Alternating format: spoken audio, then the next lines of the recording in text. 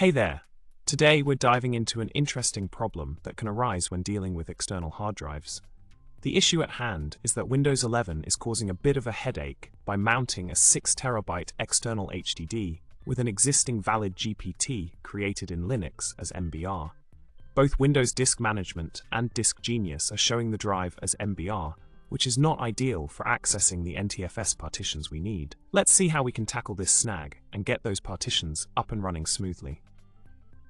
Let's break down the solution to our mounting problem. The key here is to adjust the current MBR to a standard protective MBR using the gdisk tool.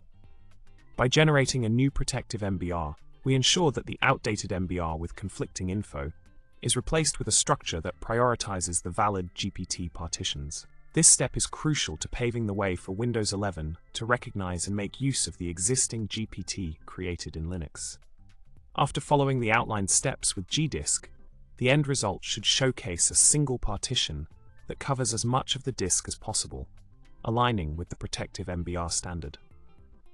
In wrapping up, we've successfully navigated through the dilemma of Windows 11 misidentifying our external HDD's partitioning scheme.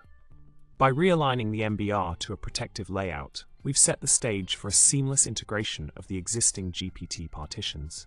Remember, when handling partition tables, precision is key, but with the right tools and know-how, we can overcome this hiccup and have our NTFS partitions accessible in no time.